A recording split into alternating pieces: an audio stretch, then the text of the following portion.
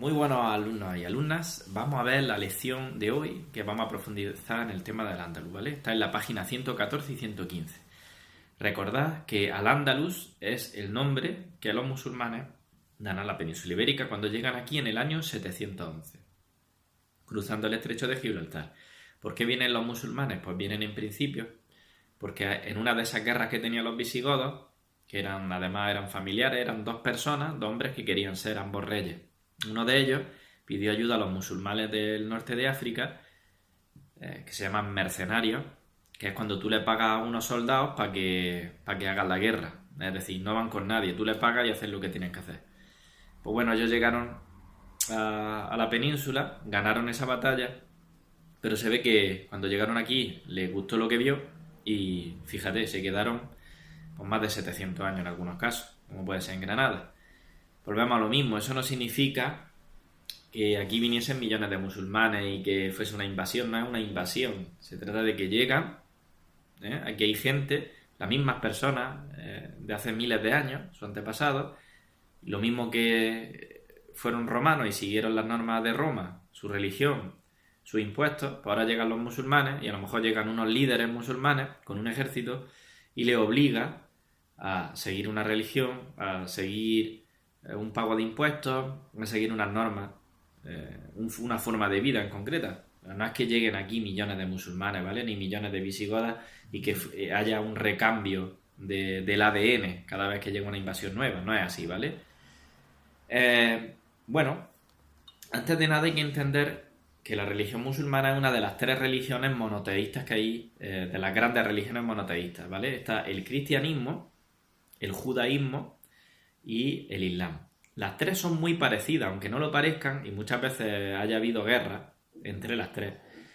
Son religiones muy parecidas. De hecho, tienen incluso profetas en común, como puede ser, ahora no me acuerdo, tienen profetas en común en el Antiguo Testamento, entre ellos, ¿vale? Lo que pasa es que cada uno aporta como si fuese una especie de capítulo nuevo en la historia, ¿no? Es decir, por ejemplo, Abraham es algo que tienen en común las tres religiones, el profeta, que está en el Antiguo Testamento. Lo que pasa es que luego llega el cristianismo y aporta el Nuevo Testamento con la vida de Jesucristo. Y luego el Islam pues da un cambio y aporta un nuevo enfoque. Un nuevo enfoque, ¿por qué? Porque tiene un nuevo profeta que en vez de ser Jesucristo es Mahoma. Y a Dios, en vez de llamarlo Dios, lo llama Alá. Y luego pues tiene una serie de reglas, igual que nosotros tenemos unos mandamientos, pues ellos tienen otros mandamientos, que luego son muy parecidos. Al fin y al cabo son religiones bastante parecidas. Lo que cambia muchas veces es la cultura que hay detrás, y la cultura está antes que la religión, ¿vale? Han muchos años, porque en el orden primero está el judaísmo, luego está el cristianismo y luego está el Islam. Bueno, pues el Islam, como digo, conquistó gran parte del mundo y llegó a España, ¿vale? Y llamaron a España, a la península ibérica, al Andaluz, ¿vale? Ellos rezan en las mezquitas, como dice el libro, tiene su libro, al igual que el libro de los cristianos es la Biblia, pues el Corán, ¿vale? Bueno, ¿cómo es la vida en Al-Ándalus? Pues bueno, en términos generales, esto daría para muchos vídeos, pero bueno, digamos que en la Edad Media, por ejemplo, hablando del tipo de ciudades, ellos tienden siempre a irse a sitios altos para estar bien defendidos, no solo los musulmanes, sino en la Edad Media. En la Edad Media hay un miedo constante a que te maten, ¿vale? Por una guerra. Entonces, por eso todos los pueblos que veis que son antiguos siempre están en lo alto de una colina. Con calles serpenteantes, también es una costumbre que se hace también para confundir y distraer al enemigo cuando hay una invasión, con un castillo en lo alto, para que cuando venga el enemigo y esté en esas calles confundido y batallando, pues se le pueda atacar mejor. Todas las ciudades tienen ese esquema. Es decir, nosotros, por ejemplo, el Albaicín de Granada está en una colina y tiene calles serpenteantes con una fortaleza. Si nos vamos a Jaén, pasa exactamente igual. La fortaleza en lo alto y las calles serpenteantes, ¿vale? Alrededor. Es una característica de los pueblos de España que sean así, ¿vale? Luego eso cambiará con el paso de los años, pero en principio hay un miedo absoluto a que venga alguien de fuera a invadirte y todo el mundo se va a defender con una muralla, a hacer calles serpenteantes y a un castillo en el cual cuando venga esa amenaza todo el mundo pueda meterse de golpe en ese castillo, ¿vale? Para protegerse y que pase. Como digo, es algo que no se puede aprender en un vídeo. Mira, yo os voy a dar un consejo con respecto a la historia.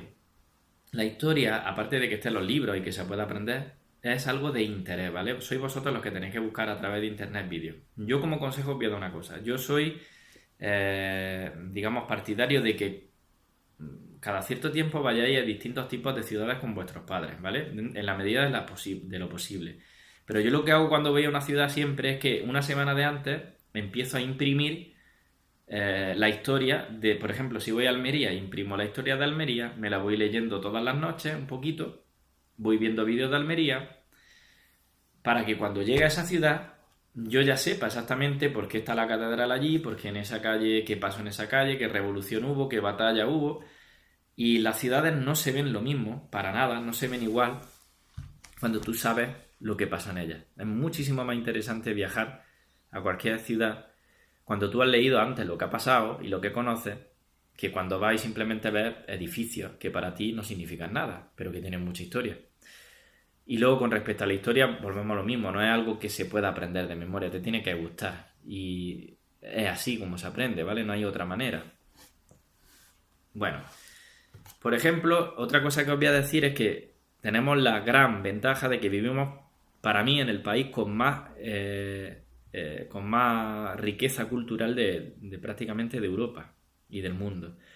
En ningún sitio, por ejemplo, como en Andalucía, te puedes ir a Córdoba y vas a ver una cantidad de edificios, de monumentos, patrimonio de la humanidad, que eso no lo puedes encontrar en otro sitio de Europa, ¿vale? No hace falta coger aviones ni viajar tan lejos, ¿vale? Pero sí hay que, como digo, pues ver vídeos, imprimir, o no hace falta imprimir, ver información, la Wikipedia, leerla antes de visitar una ciudad, porque va a ser mucho más interesante. Veis un dibujito que es la mezquita de Córdoba, ¿vale? La mezquita de Córdoba antes era de los visigodos, por así decirlo. Luego vinieron los musulmanes, hicieron una mezquita sobre los restos donde los visigodos rezaban. Y luego otra vez los cristianos, cuando la reconquistaron, hicieron una parte que era la catedral, reformaron el campanario y demás. Entonces, la mezquita de Córdoba está muy chula. Podéis ver lo mismo, documentales en YouTube. No hace falta que veáis documentales. Meteros en YouTube y veis vídeos de cómo es la mezquita por dentro. Porque es súper interesante. Porque es un edificio que ha mezclado lo cristiano que había antiguamente con lo musulmán, que pasó la mayor parte, y lo cristiano que hubo después. Entonces, es una mezcla que no hay prácticamente en ningún sitio del mundo, precisamente porque los cristianos que vinieron después vieron tan bonito eso que lo respetaron, no lo quisieron destruir, ¿vale? Y como digo, veis un ejemplo a la derecha de esa ciudad musulmana. Esa ciudad musulmana tiene un zoco mercado, al igual que hoy día tenemos, bueno, ya no está tan de moda, pero bueno, está el mercado municipal, los baños públicos, porque en la cultura musulmana se le da mucho, al igual que en la cultura romana, también se le daba mucha importancia a los baños públicos, una manera de relacionarse con los demás, de purificar, ellos purificaban el cuerpo y el alma con el agua. Luego tiene la mezquita, que es el sitio donde se va a orar, y el alcázar. Por la disposición y los monumentos que se ven, parece que han intentado un poco reproducir la ciudad de Córdoba, bueno, aunque el río está en la otra parte. Y el alcázar, que sería, pues, como ellos llaman a la fortaleza. Nosotros llamamos castillo fortaleza, le llaman alcázar. La mayoría de las palabras que empiezan por al o gua en español son de origen árabe, como al-Ándalus o Almería, que lo he dicho, o Guadalfeo. Son palabras que vienen de eso, ¿vale? Como digo, tenéis que buscar información. Bueno, hay otra parte, que es una sociedad diversa. La parte esta que viene aquí. Mira, como he dicho yo antes, esto no es que estuvieran todo el rato matándose los cristianos con los musulmanes, sino que muchas veces pactaban, se casaban entre ellos, se iban a vivir cristianos a la parte, o se quedaban cristianos en la parte musulmana y musulmanas en la parte cristiana, ¿vale? Para empezar, había judíos. Los judíos es otra de las grandes religiones monoteístas que creen en un solo Dios, que es Yahvé, y vivían en muchísimas, que son las juderías. De hecho, cuando vosotros vais a Granada, a distintas ciudades del mundo, ¿vale? No solo en España, sino a Praga, por ejemplo, la República Checa o cualquier otra ciudad, siempre tienen la judería. La judería es el barrio donde viven los judíos, donde vivían los judíos.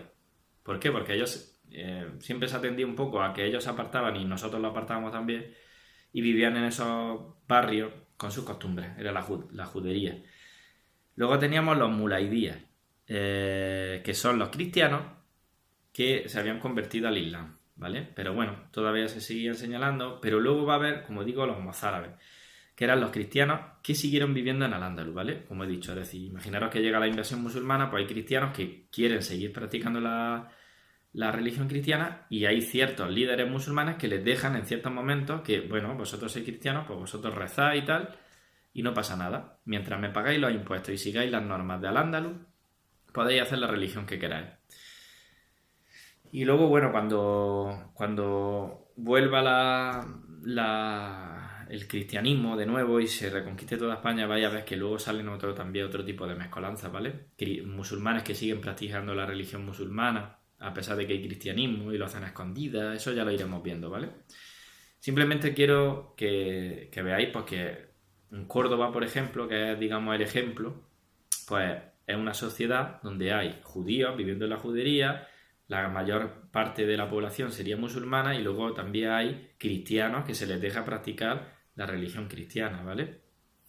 Muchas veces a los líderes lo único que les importa es que le paguen los impuestos, que se siga con sus reglas de juego y ya está, que no pasa nada, ¿vale? Pues bueno, os pondré un vídeo de YouTube para enriquecer todo esto.